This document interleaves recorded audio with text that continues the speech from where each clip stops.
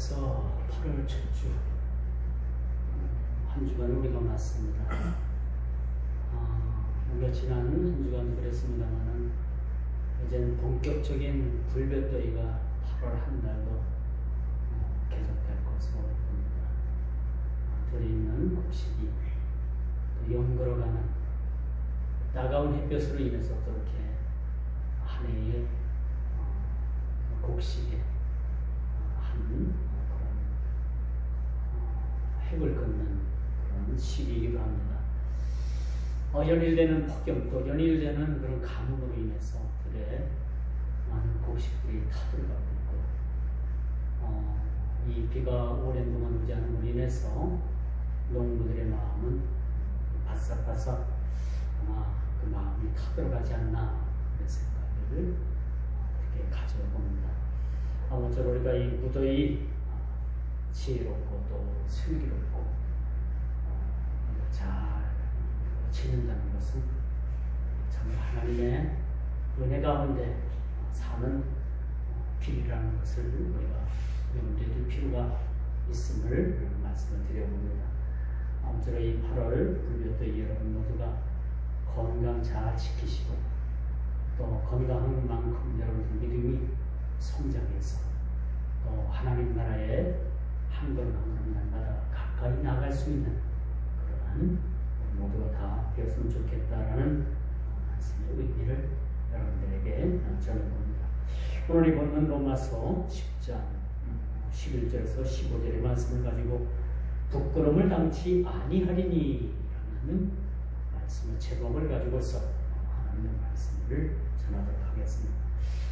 많은 사람들 앞에서 공개적으로 또 인격적인 모멸감을 당한다든지 또 많은 사람들에게 비판을 받는다든지 하면은 참 많이 우리 마음이 부끄러울 겁니다. 그렇죠? 그래서 이 부끄러움을 참 당한다는 것은 인격적으로 참 어떻게 보면 모멸감을 받을 수도 있는 거고 참 참기 힘든 그런 경우라고 말씀드릴 수가 있습니다.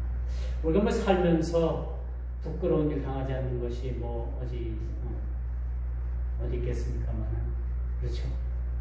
그래서 우리 참 올바로 산다고 하지만은 더러는 우리가 부끄러운 일을 만날 수도 있고 또 부끄러운 일을 당할 수도 있고 또 어떻게 보면 우리가 부끄러움의 피해자가 아니라 또 가해자가 될 수도 있어요. 그렇죠. 많은 사람들을 또 부끄러움을 주는 일, 또 내가 부끄러움을 당하는 일, 이 모든 것은 참 이 부끄러움이라는 것은 참 받는 것이나 주는 것이나 이것은 서로 해서는 안 될 것이다 라고 그렇게 말씀드릴 수가 있겠죠. 이 부끄러움을 모르는 사람은 양심이 마비가 되었든지 아니면 무지하든지 둘 중에 하나인 거예요. 그렇죠. 그래서 늘 우리는 부끄러움을 느끼죠. 그렇죠. 주님 앞에 우리가 온전히 바로 서지 못하는 믿음의 신앙, 또 우리가 하나님 앞에 온전한 마음을 가지고 온전한 믿음을 가지고 살지 못하는 그런 자세도 하나님 앞에 한편으로는 부끄러움이라고 물어볼 수가 있겠죠. 그렇죠? 그래서 우리가 만인 앞에서 우리가 내 삶이 온전하지 못하고 내 행동이 오르지 못하면 사람들로부터 어떤 비난을 받잖아요. 그 비난이 나에게는 부끄러움으로 그것이 다가올 수도 있는 것이라고 볼 수가 있습니다. 그러나 오늘 본문에 보니까 참 오늘 11절에 성경에 이르되 누구든지 그를 믿는 자는 부끄러움을 당하지 아니하리라 라고 말씀을 합니다. 누구든지 그가 누굽니까? 그가 누구예요? 그가 누굽니까? 바로 주 예수 그리스도. 예수를 믿는 사람은 부끄러움을 당하지 아니하겠다. 물론 세상이 우리에게 주는 부끄러움이 있습니다. 노골적으로 우리를 부끄러움을 주기 위해서 우리를 몰아붙여서 그 부끄러움의 자리에 올려놓을 수도 있어요. 그러나 궁극적으로 우리는 부끄러움을 당하지 않는다는 그 이유가 뭘까? 궁극적으로 우리가 부끄러움을 당하지 않는 그 이유가 뭘까? 오늘 성경은 왜 이렇게 11절에 부끄러움을 당하지 않겠다라고 그렇게 말씀해 주고 있는가? 그것은 주 예수 그리스도를 믿게 되면 모든 부끄러움에서 우리를 건져주시겠다라고 말씀해 주고 있는 겁니다. 우리가 세상적으로 우리에게 주는 부끄러움은 잠시 잠깐인 거죠. 그렇죠? 이 부끄러움을 모면하기 위해서 우리가 주 예수를 우리가 부인할 수는 없는 거죠. 그렇지 않습니까? 여러분, 많은 사람들 앞에서 나는 예수를 믿고 나는 어느 교회 집사요, 어느 교회 권사요, 어느 교회 목사요라는 그 자기 신분을 떳떳하게 밝히지 못하는 그 부끄러움이야말로 진짜 부끄러움이 되는 겁니다. 만인 앞에서 나는 어느 교회 집사입니다 라고 정정당당하게 말할 수 있는 사람이 진짜 부끄러움을 모르는 그러한 삶을 산다는 말씀드릴 수가 있겠죠. 여러분, 예수 믿는 것이 부끄럽습니까? 만인 앞에서 내 자신이 예수 믿는다는 그것이 내 신분이 드러나는 것이 부끄러운 것으로 여러분 생각이 듭니까? 만인 앞에서 내가 그 식구들 앞에서 보는 사람들 앞에서 그 믿지 않는 사람들 앞에서 내가 식구들 하는 모습에 여러분 당황해 보신 적은 없습니까? 그 많은 시선과 눈초리 때문에 식기도를 여러분 하지 않고 식사를 여러분 한 적은 있지는 않습니까? 여러분, 사람과 짐승이 다른 건 뭐냐? 우리의 밥상이 어떻게 차려졌든 간에 우리 밥상 앞에서 우리는 하나님께서 주신 그 식물을 통해서 하나님 앞에 감사의 식기도를 하죠. 그런데 여러분 집에서 길리우는 강아지나 개나 돼지나 소나 여러분 그 먹는 먹이를 갖다 주면은 여러분의 집에서 키운 애완견인 그 강아지가 감사기도를 하고 그 먹이를 먹어요? 그 사료를 먹습니까? 전혀 그렇지 않아요. 그렇죠? 사람과 짐승이 다른 게 뭐냐? 주신 것에 대해서 감사하고 하나님 앞에 그렇게 맛있게 식사를 하는 것이 인간의 모습입니다. 그러나 강아지는 아무리 좋은 사료, 아무리 비싼 그런 음식을 갖다 줘도 강아지가 기도하고 먹는다는 그런 이야기는 저는 고금천에 들어본 적이 없습니다. 이게 사람과 짐승의 차이라고 말씀드릴 수가 있는 거죠. 그러면 여러분, 만인 앞에서 모든 사람들 앞에서 여러분들이 식기도를 하고 식사를 하는 것이 결코 부끄러운 일이 아닌 거예요. 그러면 여러분들은 모두가 당당하게 기도할 필요는 있어요. 당당하게 기도하고 먹을 필요가 있습니다.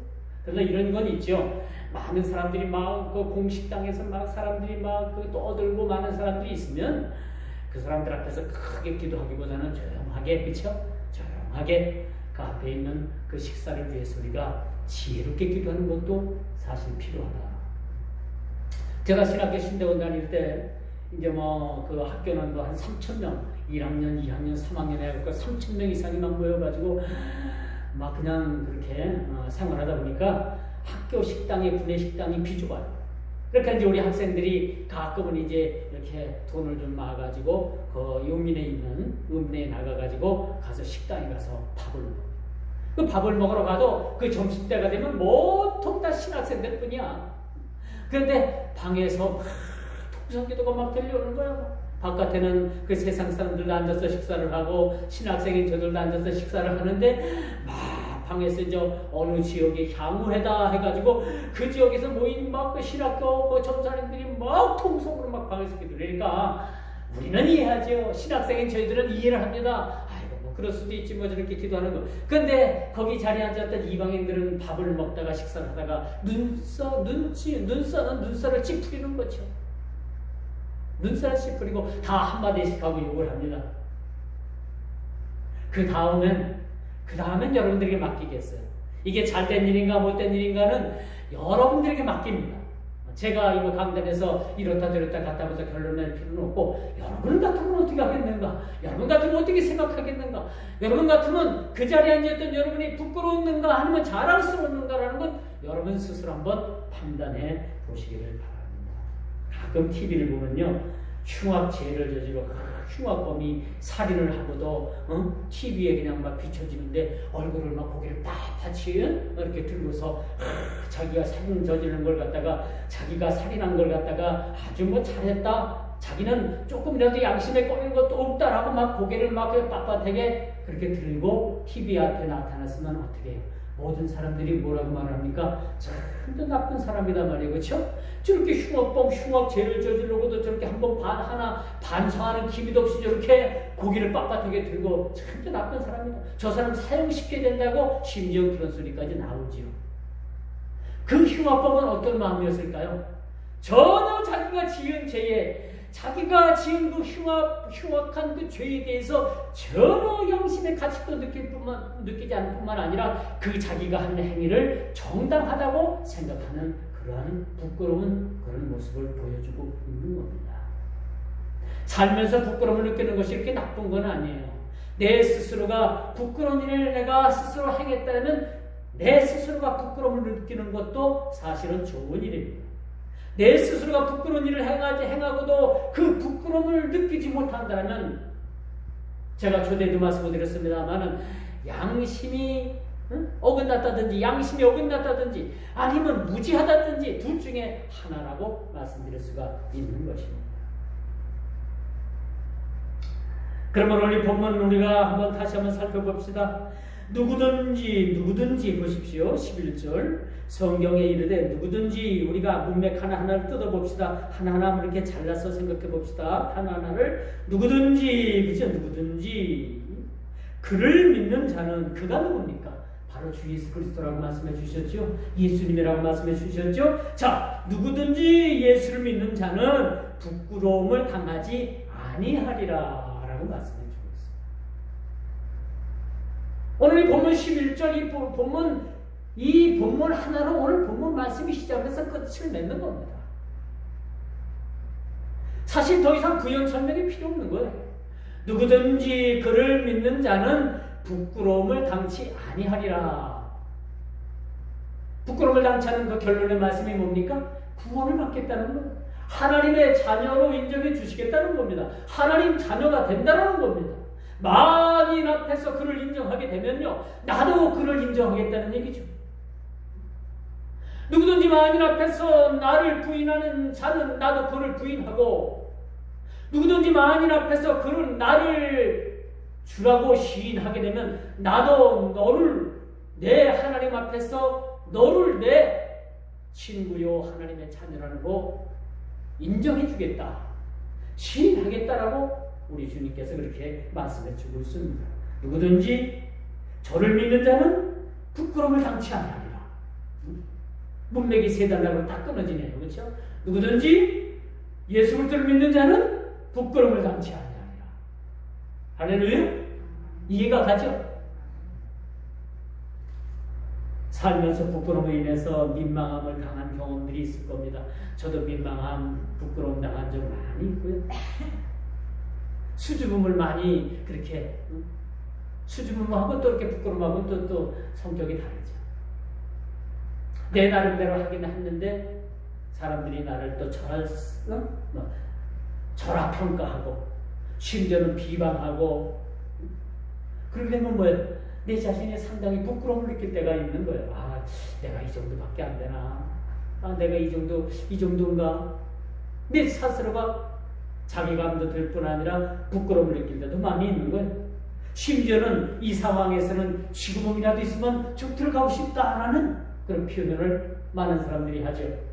부끄러움을 느낄 때, 나 이게 지구멍이라도 있으면 좀 들어가고 싶어. 여러분, 그런 이야기를 많이 하잖아요. 그렇죠? 그 자기 자신이 부끄러움을 느끼는 거예요. 어찌 나약하고 모순투성인 인간이 부끄러운 일을 한두 번 당해보지 않았겠습니다. 당해보지 아니하겠느냐마는 그래도 부끄러움을 당하는 것은 누구에게나 마음 상하는 일이죠. 내가 부끄러워가지고 내가 다시는 이러지 말아야지, 내가 고쳐야지. 이 부끄러움은 참 칭찬드릴 만한 부끄러움이 되는 거예요. 여러분, 실패라는 것은요, 계속 그 실패를 반복하면 진짜 실패하고 진짜 실패한 사람인 거예요. 근데 실패를 거울 삼아서 내가 이렇게 됐더니 실패를 했어. 다음에는 이걸 이렇게 해봐야지. 그 개선책을 가지고서 그것을 개선하면서 실패를 거듭한다 하더라도 그 실패는 실패가 아닌 겁니다. 언젠가는 성공을 향해서, 언젠가는 정상을 향해서 나아가게 되는 것이라고 말씀드릴 수가 있는 것이죠. 혹은 실수로, 혹은 자기 욕심에 끌려서, 혹은 윤리적인 문제로 등등 부끄러움을 당할 수가 있습니다. 왜 우리가 부끄러움을 당하느냐? 자기 욕심도 있어요. 자기 실수도 있어요. 혹은 윤리적인 문제도 있습니다. 하긴 세상에 도덕군자가 세상에 어디 있겠습니까? 모두가 다 죄인이잖아요. 그렇죠? 모두 다 주님 앞에 여러분 모두가 주님 앞에 서게 되면 다 부끄러운 사람입니다. 저도 부끄럽고 여러분들도 부끄럽고, 우리가 주님 앞에 서게 되면요, 그냥 우리 몸에 실오라기 하나 고치지 않은 우리의 모든 본 모습이 다 주님 앞에 드러나게 되어 있는 거예요. 실오라기 하나 고치지 않은 우리 몸이 드러난다면 여러분 얼마나 부끄러워요? 얼마나 부끄럽습니까? 그럼 아담과 하와가 하나님께서 그렇게 금기한 그 금단의 열매인 선악과를 따먹고 나니까 눈이 확 밝아져가지고 자기 몸이 벌거벗은 것이 그때 다 드러나는 거예요. 그래서 그들은 숲속으로 숨잖아요. 그래서 하나님께서는 그들을 짐승을 잡아서 가죽으로 그들의 몸을 그렇게 가리게 만들었어요. 무화과 나무로 이쁘다 자기의 그 치부를 이렇게 가렸잖아요. 하나님께서 그걸 보고 너 왜 그러고 있느냐? 부끄럽느냐? 예, 부끄럽습니다. 그때부터 가죽 옷을 인간이 입기를 시작을 합니다. 그런데 여러분, 이렇게 부끄러운 세상이지만은 그래도 세상에는 신앙의 양심을 가지고 신앙의 양심을 위해서 목숨 걸고 살아가는 그리스도인들이 생각보다 많이 있다는 사실 여러분 기억하시길 바랍니다. 이렇게 우리가 부끄러운 세상에, 무법천지의 세상에 우리가 살아가고 있지만 그래도 우리가 신앙의 양심을 따라서 그 신앙의 양심을 지키기 위해서 살아가는 많은 그리스도인들이, 그렇게 목숨 걸고 살아가는 그리스도인들이 세상에 많이 있어요. 현재 시대에도 많이 있고 과거 우리 선진들 조상들을 봐도 많이 있습니다. 열왕기상 19장 18절에 보니까 그러나 내가 이스라엘 가운데 7,000인을 남기리니 다 무릎을 바알에게 꿇지 아니하고 다 그 입을 바알에게 맞추지 아니한 자가 7,000명이나 되었더라 라고 말씀합니다.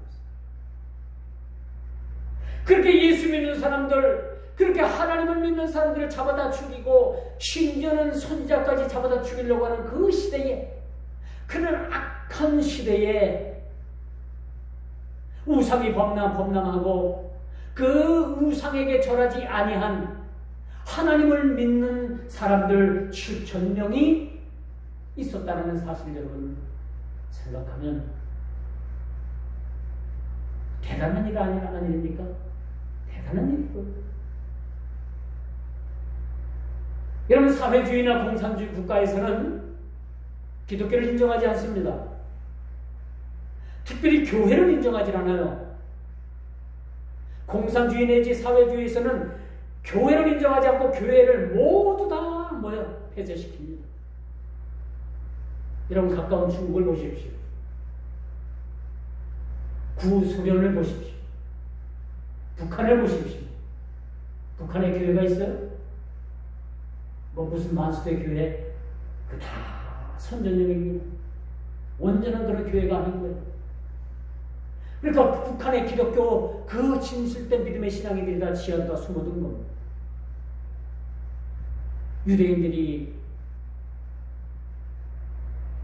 그 하나님을 믿는 신앙을 지키기 위해서 지하 무덤으로 카타콤으로 스며들었듯이 다 지하로 숨어들었어요. 한 10만 명 정도가 된답니다. 북한에 예수를 믿는 사람들. 근데 그 사람들의 신앙은 뭐냐?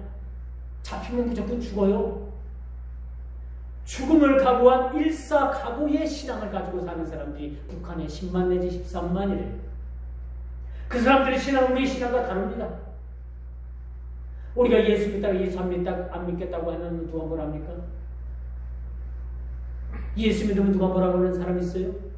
가끔 핍박은 있지만, 근데 북한 사람들은요, 예수를 믿는다는 이유로 발각하게 되면 그가 끌려가가지고 저쪽 가서 정치범 수용소에 들어가든지 아니면 총살을 당하든지 둘 중에 하나는 이렇게 일사각오한 믿음의 신앙을 우리가 도저히 따라갈 수가 없는 거죠. 이렇게 하나님께서 예비한 바알에게 무릎 꿇지 아니하고 그 바알에게 입맞추지 아니한 7,000명을 하나님께서 그렇게 숨겨서 보호하고 계신다는 겁니다. 두 번째, 신앙의 기준에서 부끄러움이란 무엇인가? 여러분, 예수를 믿어서 부끄럽습니까? 부끄러운 적 있어요? 제가 젊을 때 20대에 저와 같이 개척을 했던 집사 하나가 있어요. 양모모라고, 지금 이름은 밝힐 수는 없지만, 한참 5월, 6월에 그냥 모내기가 막 시작되고, 막 사람들은 막 한 사람의 손도 그냥, 개발도 빌려가지고 그렇게 일을 시켜야 될 그런, 예를 들자면 그런 거예요. 개발도 그렇게 필요했던 그런 5월, 6월에 주일이 딱 되니까 이제 옷을 갈아입고, 이제 성경책을 딱 가지고 교회를 갑니다.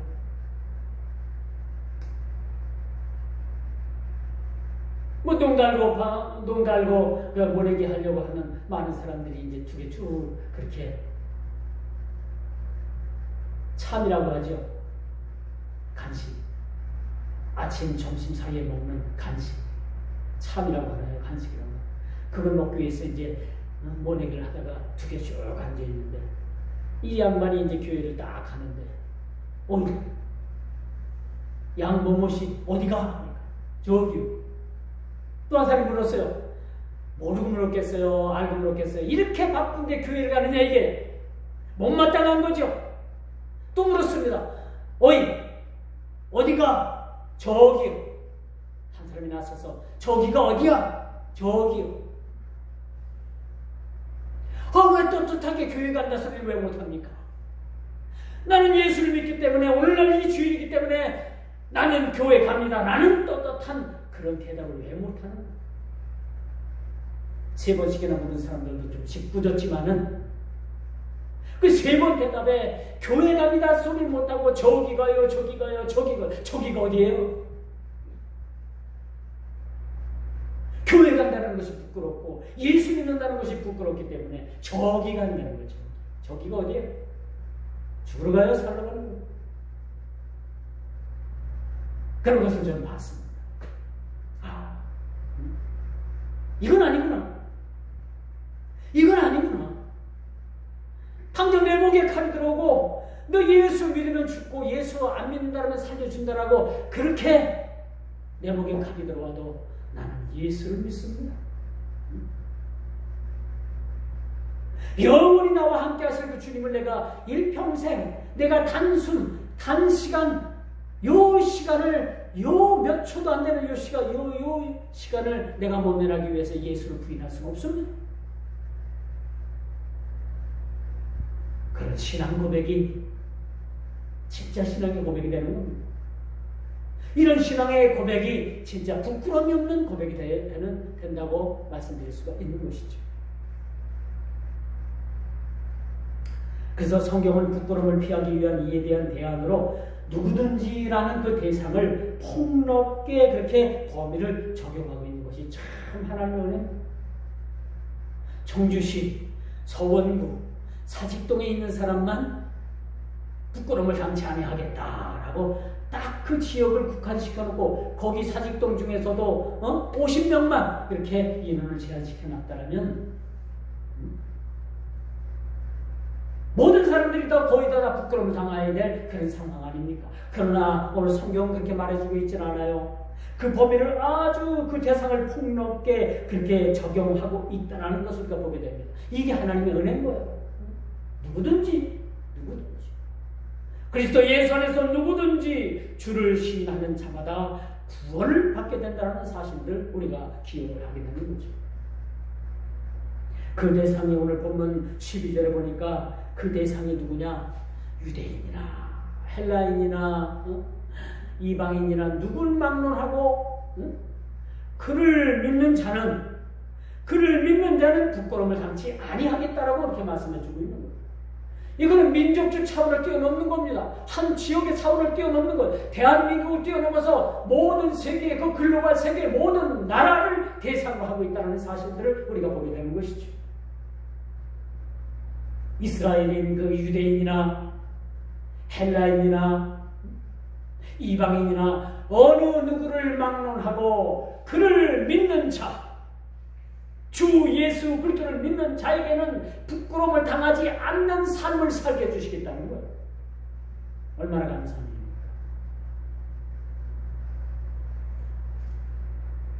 요즘 정치하는 사람들 보니까 공정을 많이 외치더라고요. 공정. 이렇게 공정을 외친 지가 시간들이 많이 흘렀지만 그들만을 위한 공정이 되고 있어요. 일반 백성들은 다 그냥 불공정 가운데 내팽개치고 자기들만의 공정만을 외치는데 그 공정이 참 불공정하기가 짝이 없다. 그들 스스로 이거로 공정을 외치지만 그 공정은 사라지고 온통 그 불공정 사태가 횡행하는 시대에 우리가 살아가고 있습니다. 그들은 공명정대를 외쳐요. 그것은 단지 그들만을 위한 정치적인 부가 된 지 아주 옛날입니다. 왜 정치하는 사람들 말 믿으면 안 돼요? 정치하는 사람들 말 믿으면 절대 안 돼요. 요즘 유명 인사, 유명 뭐 연예인들, 뭐 스타들 보면 자살하는 사람들이 많이 있잖아요. 그렇게 인기를 먹고 살다가 그 뭐 연예인도 사람인지라 실수하잖아요. 그러면 실수 한번 하면 그 인터넷에 그냥 막 벌떼처럼 그냥 막 몰려 들어가지고 그 사람에 대해서 막 인신공격을 막 합니다. 수천만 사람들이 막 몰려 들어가지고 막 그냥 욕을 하고 막 이상한 댓글 달고 막 그냥 입으로 담지 못할 그런 막 욕을 하고 그냥 막 댓글을 답니다. 그래서 이 스타 그 연예인들이 많이 자살을 해요. 그걸 못 이겨가지고. 자살을 하면서 어떤 생각을 들겠어요? 자괴감이 드는 건 물론 그 얼마나 부끄럽겠어요, 그 자기 자신이. 그러니까 결국은 그걸 이기지 못하고 자살을 하게 되는 거예요. 이게 부끄러운 일이고 참 창피한 일이고 불행한 일입니다, 사실은. 그렇지 않습니까? 결국은 여러분 세상을 속이고 훔친 죄가 부끄러운 일이 아니에요. 세상을 속이고 무엇을 훔치고 한 것이 부끄러운 일이 아니라 오늘 본문을 통해서 우리에게 주고자 하는 말씀이 우리가 주를 믿지 아니하면 반대로 이 본문 말씀을 그렇게 역설적으로 해석을 하면 주를 믿지 않으면 반대로 부끄러움을 당한다는 거죠. 우리의 진짜 부끄러움은 내가 못나서가 아니고 남이 나를 못 알아줘서가 문제가 아니고 나의 진짜 부끄러움은 내가 세상에 무엇을 훔치고 내가 세상에 무슨 부끄러운 일을 해서 세상을 속이고 해서가 부끄러운 게 아니라 내가 예수를 믿지 않는 것이 부끄러운 일이라는 것을 오늘 성경은 그렇게 뒤집어 해석을 하는 이런 결론이 나옵니다. 그렇게 우리가 예수를 믿고 우리가 하나님의 자녀가 됐다는 것이 얼마나 당당한 일입니까? 얼마나 기쁜 일입니까? 우리는 이미 부끄러운 사람들이 아니에요. 우리는 이미 모든 부끄러운 일들을 예수님께서 모든 부끄러움을 우리들 가운데 모두를 다 이렇게 감춰주시겠어요.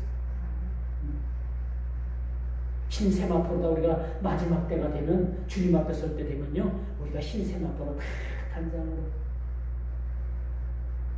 흰 세마포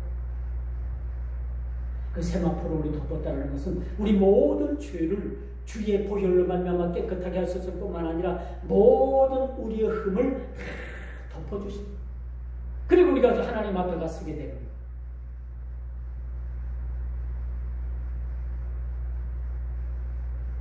오늘 성경은 주를 믿지 않는 이 불신의 삶 그 자체가 얼마나 부끄러운 일이라는 것을 우리에게 단적으로 말씀해 주고 있습니다. 마지막으로 세 번째, 부끄러움이 없이 살 수 있는 대안이 무엇인가? 제가 좀 전에 결론을 내린 거예요. 이미 부끄러움을 당하지 않는 일이 뭐냐? 우리가 하나님의 자녀가 된 겁니다. 하나님의 자녀가 된 그 자체가 부끄러움을 당하지 않는 거죠. 본문 골자가 뭐예요? 부끄러움을 당할 명쾌되는 것이 바로 수치를 당하지 않는 것이, 그 부끄러움을 당하지 않는 것이 그를 믿는 겁니다. 그를 바로 주 예수 그리스도, 바로 예수님을 믿게 되면 그 부끄러움에서 우리가 해방이 되는 거죠. 그러므로 주를 믿는 믿음이 진정 부끄러움을 면하는 길이라는 것을 우리에게 가르쳐주고 있습니다. 주를 믿지 않는 불신의 삶이 부끄러운 삶이라는 것을 아는 일은 그렇게 많지 않은 것 같아요. 소위 자수성가한 사람들, 고집이 대단합니다. 내가 세상을 이렇게 살았더니 내가 성공했다더라. 그 사람은 자기가 성공한 삶의 방법이 길이요 진리요 생명이 되는 거예요. 옆에 사람이 아무리 말을 해도 그 말에 동요되지 않습니다. 자기가 이렇게 했더니 성공했더라. 그것이 자기에겐 최고고 누구든지 그거에 대해서 조언해 주는 것을 원치 않아요. 이것이 자수성가한 사람들의 특징입니다. 말을 안 씁니다.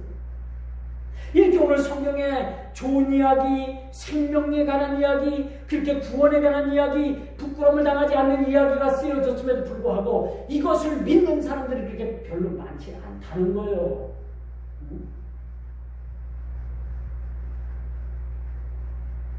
그래서 14절에 그렇게 말씀해 주고 있잖아요.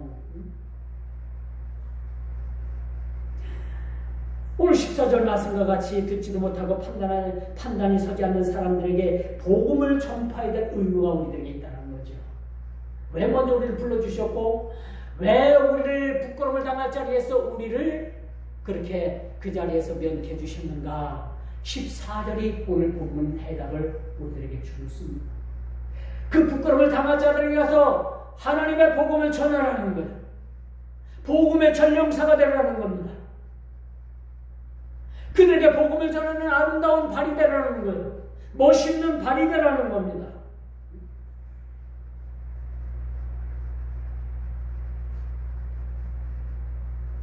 이렇게 전하는 가치, 복음을 전하는 가치는요, 그 가치는 실로 부끄러움을 당할 자들이 부끄러움을 당하지 아니할 자리로 서게 된다는 거예요.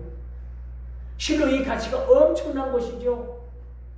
복음을 전하는 이 발에, 이 아름다운 발들을 통해서 부끄러움을 당할 자들이 부끄러움을 당할 자리에서 그들도 면케된다는 사실을, 이 엄청난 사실들을 우리들에게 가르쳐주고 있다라고 말씀드릴 수가 있는 것입니다. 이제 말씀의 결론을 내릴게요. 1910년 8월 29일은요, 이 경술년인데 일본 제국이 이 조선이라는 나라를 강제로 합방을 했어요. 이걸 국치기라고 합니다. 일본에 관한 이 일로 인해 가지고 일제 36년간 일제 치하에서 우리가 고통을 많이 받은 그 결과 아직도 일본에 대한 감정이 우리는 좋지 못해요. 국민 대다수의 감정이 일본 하면은 일본 사람이라고 하는 사람 별로 없죠. 일본 놈, 미국 놈, 중국 놈. 우리보다 좀 힘센 사람들 우리는 무조건 다 놈자를 갖다 붙여요. 이 36년간 하나님께서 이 민족에게 왜 이러한 시련을 주셨는가? 왜 이런 특별한 시련을 주셨는가라는 것을 우리가 믿음의 신앙을 가지고 한번 바라보는 것도 좋다고 생각을 합니다. 왜 이런 수모와 부끄러운 일을 통해서, 이 부끄러운 역사를 통해서 올바른 민족적 기독교적 정신을 우리가 세워야 된다고 말씀드릴 수가 있는 거죠. 한때는 이 민족이 전 세계적으로 볼 수 없었던 30년 전만 해도 한국 기독교의 폭발적인 부흥을 하나님께서 허락하셨습니다.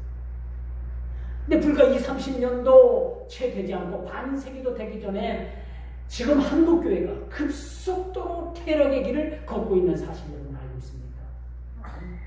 기독교 1세기도 되지 않고 반세기도 되지 않아서 폭발적인 부흥이 30년부터 이루어져서 지금은 어때요?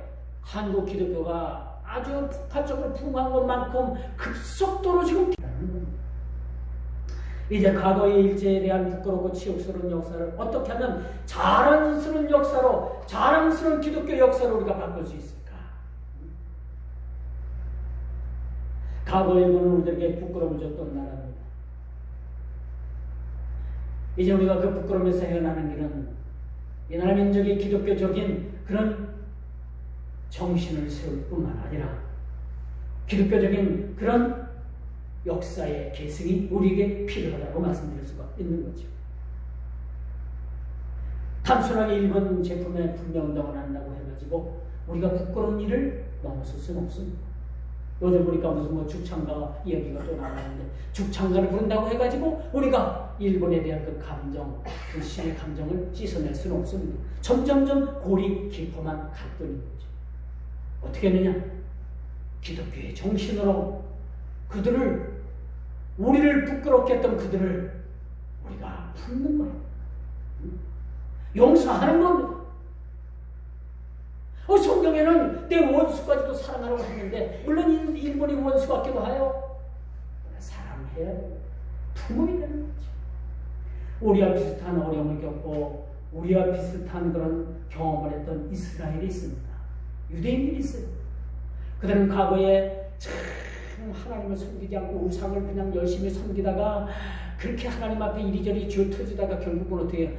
나라를 하나님께서 그냥 산산조각을 만들어 놓으시고 그들을 다 쓸만한 그 젊은 청년들, 쓸만한 자원들, 쓸만한 인력들을 다 어딜 끌고 왔느냐? 바벨론이라는 그런 나라로 제 끌고 갔어요.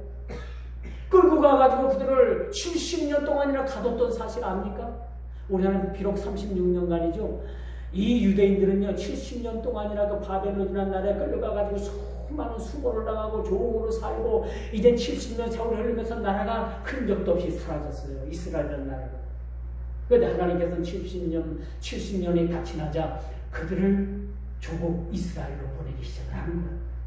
보내면서 동시에 그 예루살렘에 뭘 하나님께서 회복시켜 주셨느냐? 성전을 짓게 한 거예요. 성전을 짓게 하고 그들이 다시금 예루살렘을 중심으로 해가지고 성전을 중심으로 해가지고 다시 하나님 중심으로 다시 모여 하나님을 섬기는 나라 민족으로 하나님께서 회복시켜 주셨다는 사실입니다. 오늘로 바다 건너에는 자랑스러운 우리 태국 전사들이 그토록 미워하고 증오하는 가깝고도 먼 나라, 습한 환경과 기후와 외세의 텃세에 맞서 금빛 사냥 올림픽 경기에 지금 땀을 흘리고 있습니다. 참 아이러니하죠. 이 올림픽 경기가 5월이나 5월쯤 열려야 되는데 이게 밀리고 이 코로나 때문에 지금 7, 8월에 열리고 있는데 많은 선수들이 경기를 하다 막 쓰러진대요. 제가 볼 땐 차라리 이 경기 좀 너무 무리하지 않나 그런 생각도 합니다. IOC 올림픽위원회에서 돈 벌기 위해서 이 올림픽을 개최하면 뭐 방송국 각각 나라마다 스폰이 얼마나 많이 들어와요. 응? 그거 돈 때문에 선수들이 쓰러지든지 말든지 올림픽을 지금 계속 강행하는 거예요. 누가 돈 번다? 일본이 돈 버는 것이 아니라 IOC에서 돈을 그냥 엄청 번대요. 일본은 지금 간증도 지금 못 들어가고 오히려 적자 올림픽이 된다고.